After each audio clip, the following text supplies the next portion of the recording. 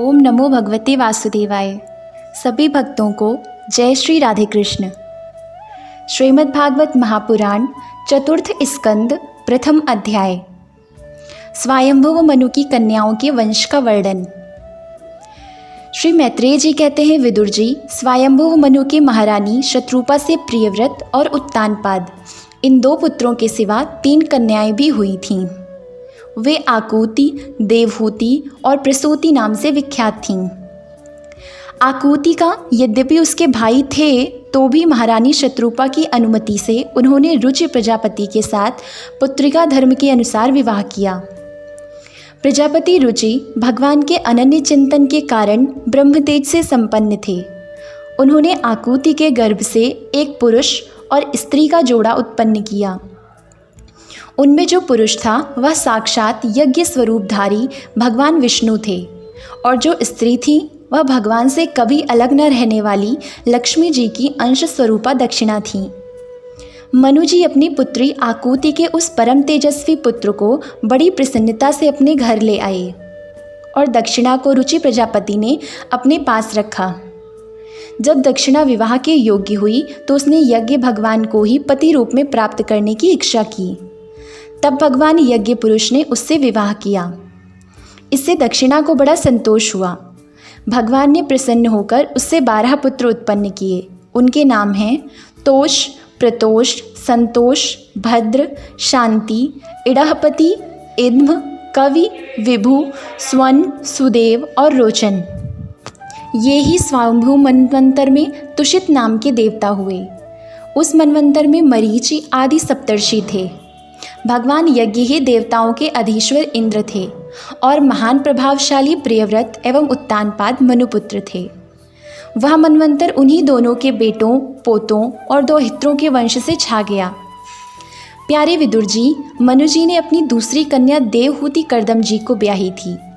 उसके संबंध की प्रायः सभी बातें तो मुझसे सुन चुके हो। भगवान मनु ने अपनी तीसरी कन्या प्रसूति का विवाह ब्रह्मा जी के पुत्र दक्ष प्रजापति से किया था। उसकी विशाल वंश परंपरा तो सारी त्रिलोकी में फैली हुई है। मैं कर्दम जी की 9 कन्याओं का, जो 9 ब्रह्मर्षियों से ब्याही गई थीं, पहले ही वर्णन कर चुका हूँ। अब उनकी वंश परंपरा का वर्णन करता हूँ, सुनो। मरीचि ऋषि की पत्नी कर्दम जी की बेटी कला से कश्यप और पूर्णिमा नामक 2 पुत्र हुए, जिनके वंश से यह सारा जगत भरा हुआ है। शत्रुतापन विदुर जी, पूर्णिमा की विरज और विश्वक नाम के 2 पुत्र तथा देवकुल्या नाम की एक कन्या हुई। यही दूसरे जन्म में श्री हरि के चरणों के धोवन से देव नदी गंगा के रूप में प्रकट हुई। अत्रि की पत्नी अनसुईया से दत्तात्रेय, दुर्वासा और चंद्रमा नाम के 3 परम यशस्वी पुत्र हुए। ये क्रमशः भगवान विष्णु, शंकर और ब्रह्मा के अंश से उत्पन्न हुए थे। विदुर जी ने पूछा, गुरुजी, कृपया यह बतलाइए कि जगत की उत्पत्ति, स्थिति और अंत करने वाले इन सर्वश्रेष्ठ देवों ने अत्रि मुनि के यहाँ क्या करने की इच्छा से अवतार लिया था। श्री मैत्रेय जी ने कहा, जब ब्रह्मा जी ने ब्रह्म ज्ञानियों में श्रेष्ठ महर्षि अत्रि को सृष्टि रचने के लिए आज्ञा दी, तब वे अपनी सहधर्मिणी के सहित तप करने के लिए ऋक्ष नामक कुल पर्वत पर गए। वहाँ पलाश और अशोक के वृक्षों का एक विशाल वन था। उसके सभी वृक्ष फूलों के गुच्छों से लदे थे तथा उसमें सब और निर्विंध्या नदी के जल की कलकल ध्वनि गूंजती रहती थी। उस वन में वे मुनिश्रेष्ठ प्राणायाम के द्वारा चित्त को वश में करके 100 वर्ष तक केवल वायु पीकर सर्दी गर्मी आदि द्वंद्वों की कुछ भी परवाह न कर एक ही पैर से खड़े रहे। उस समय वे मन ही मन यही प्रार्थना करते थे कि जो कोई संपूर्ण जगत के ईश्वर हैं, मैं उनके शरण में हूँ, वे मुझे अपने ही समान संतान प्रदान करें। तब यह देखकर कि प्राणायाम रूपी ईंधन से प्रज्वलित हुआ अत्रि मुनि का तेज उनके मस्तक से निकलकर तीनों लोगों को तपा रहा है। ब्रह्मा, विष्णु और महादेव तीनों जगतपति उनके आश्रम पर आए। उस समय अप्सरा, मुनि, गंधर्व, सिद्ध, विद्याधर और नाग उनका सुयश गा रहे थे। उन तीनों का एक ही साथ प्रादुर्भाव होने से अत्रि मुनि का अंतःकरण प्रकाशित हो उठा। उन्होंने एक पैर से खड़े खड़े ही उन देवों को देखा और फिर पृथ्वी पर दंड के समान लौटकर प्रणाम करने के अनंतर अर्घ्य, पुष्प आदि पूजन की सामग्री हाथ में ले उनकी पूजा की। वे तीनों अपने अपने वाहन हंस, गरुड़ और बैल पर चढ़े हुए तथा अपने कमंडलु, चक्र, त्रिशूल आदि चिन्हों से सुशोभित थे। उनकी आंखों से कृपा की वर्षा हो रही थी। उनके मुख पर मंद हास्य की रेखा थी, जिससे उनकी प्रसन्नता झलक रही थी। उनके तेज से चौंधियाकर मुनिवर ने अपनी आंखें मूंद ली। वे चित्त को उन्हीं की ओर लगाकर हाथ जोड़ अति मधुर और सुंदर भावपूर्ण वचनों में लोक में सबसे बड़े उन तीनों देवों की स्तुति करने लगे। अत्रि मुनि ने कहा, भगवन, प्रत्येक कल्प के आरंभ में जगत की उत्पत्ति, स्थिति और लय के लिए जो माया के सत्वादि तीनों गुणों का विभाग करके भिन्न भिन्न शरीर धारण करते हैं, वे ब्रह्मा, विष्णु और महादेव आप ही हैं। मैं आपको प्रणाम करता हूँ। कहिए, मैंने जिनको बुलाया था, आप में से वे कौन महानुभाव हैं? क्योंकि मैंने तो संतान प्राप्ति की इच्छा से केवल एक सुरेश्वर भगवान का ही चिंतन किया था। फिर आप तीनों ने यहाँ पधारने की कृपा कैसे की? आप लोगों तक तो देहधारियों के मन की भी गति नहीं है, इसलिए मुझे बड़ा आश्चर्य हो रहा है। आप लोग कृपा करके मुझे इसका रहस्य बतलाइए। श्री मैत्रेय जी कहते हैं, समर्थ विदुर जी, अत्रि मुनि के वचन सुनकर वे तीनों देव हंसे और उनसे सुमधुर वाणी में कहने लगे। देवताओं ने कहा, ब्रह्मन, तुम सत्य संकल्प हो, अतः तुमने जैसा संकल्प किया था वही होना चाहिए, उससे विपरीत कैसे हो सकता था? तुम जिस जगदीश्वर का ध्यान करते थे वह हम तीनों हैं। प्रिय महर्षि, तुम्हारा कल्याण हो।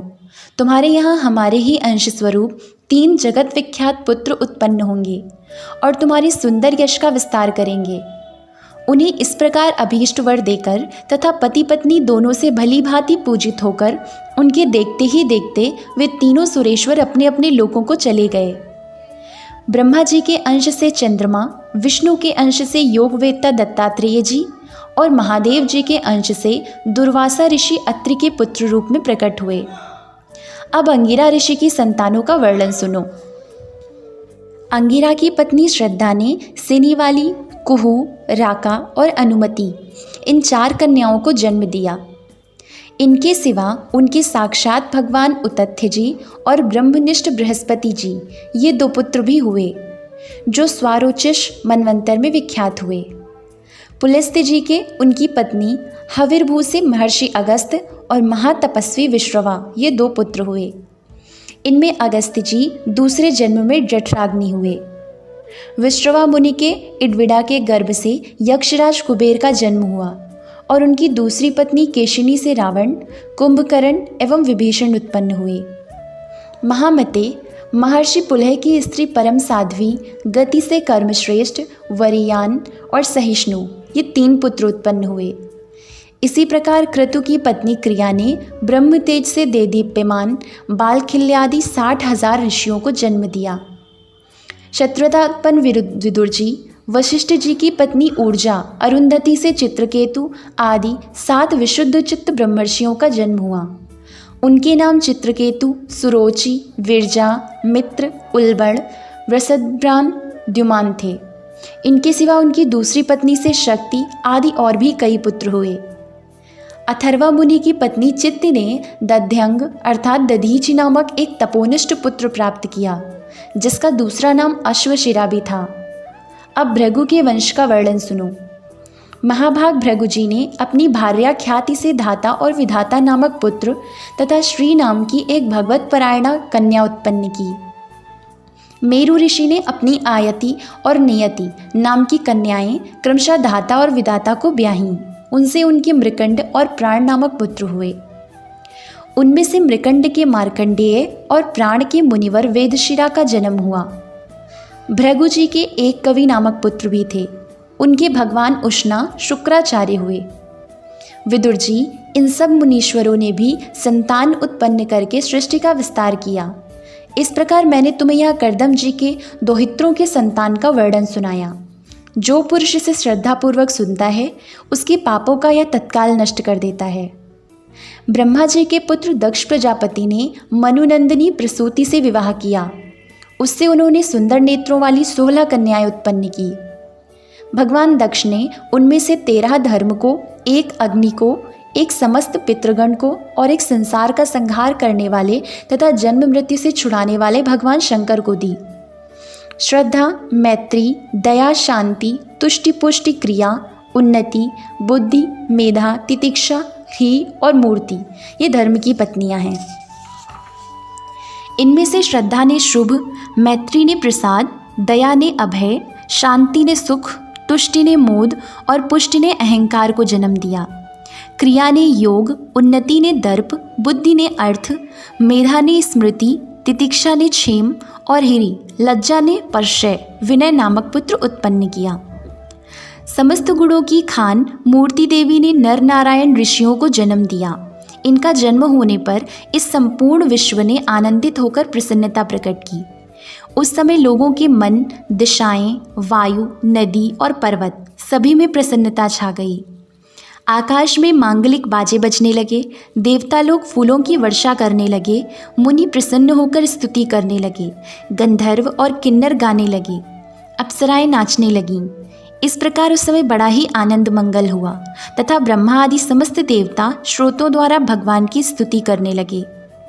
देवताओं ने कहा, जिस प्रकार आकाश में तरह तरह के रूपों की कल्पना कर ली जाती है, उसी प्रकार जिन्होंने अपनी माया के द्वारा अपने ही स्वरूप के अंदर इस संसार की रचना की है और अपने उस स्वरूप को प्रकाशित करने के लिए इस समय इस ऋषि विग्रह के साथ धर्म के घर में अपने आप को प्रकट किया है, उन परम पुरुष को हमारा नमस्कार है। जिनके तत्व का शास्त्र के आधार पर हम लोग केवल अनुमान ही करते हैं, प्रत्यक्ष नहीं कर पाते, उन्हीं भगवान ने देवताओं को संसार की मर्यादा में किसी प्रकार की गड़बड़ी ना हो, इसीलिए सत्व गुण से उत्पन्न किया है। अब वे अपने करुणामय नेत्रों से जो समस्त शोभा और सौंदर्य के निवास स्थान निर्मल दिव्य कमल को भी नीचा दिखाने वाले हैं, हमारी ओर निहारें। प्यारे विदुर जी, प्रभु का साक्षात दर्शन पाकर देवताओं ने उनकी इस प्रकार स्तुति और पूजा की। तदनंतर भगवान नरनारायण दोनों गंधमादन पर्वत चले गए। भगवान श्रीहरि के अंशभूत वे नरनारायण ही इस समय पृथ्वी का भार उतारने के लिए यदुकुल भूषण श्री कृष्ण और उन्हीं के सरीखे श्यामवर्ण कुरुकुल तिलक अर्जुन के रूप में अवतीर्ण हुए। अग्निदेव की पत्नी स्वाहा ने अग्नि के ही अभिमानी पावक, पवमान और शुचि ये 3 पुत्र उत्पन्न किए। ये तीनों ही हवन किए हुए पदार्थों का भक्षण करने वाले हैं। इन्हीं तीनों से 45 प्रकार के अग्नि और उत्पन्न हुए। ये ही अपने 3 पिता और एक पितामह को साथ लेकर 49 अग्नि कहलाए। वेदज्ञ ब्राह्मण वैदिक यज्ञ कर्म में जिन 49 अग्नियों के नामों से अग्नेयी इष्टियाँ करते हैं वे यही हैं: अग्निश्वात, बहिर्षद, सोमप और आज्यप ये पितर हैं। इनमें साग्निक भी हैं और निरग्निक भी हैं। इन सब पितरों की पत्नी दक्ष कुमारी स्वधा हैं। इन पितरों से स्वधा के धारिणी और वयुना नाम की 2 कन्याएं हुईं। वे दोनों ही ज्ञान विज्ञान में पारंगत और ब्रह्म ज्ञान का उपदेश करने वाली हुईं। महादेव जी की पत्नी सती थीं। वे सब प्रकार से अपने पतिदेव की सेवा में संलग्न रहने वाली थीं, किंतु उनके अपने गुण और शील के अनुरूप कोई पुत्र नहीं हुआ, क्योंकि सती के पिता दक्ष ने बिना ही किसी अपराध के भगवान शिव जी के प्रतिकूल आचरण किया था। इसलिए सती ने युवावस्था में ही क्रोधवश योग के द्वारा स्वयं ही अपने शरीर का त्याग कर दिया था। ओम नमो भगवते वासुदेवाय। जय श्री राधे कृष्ण।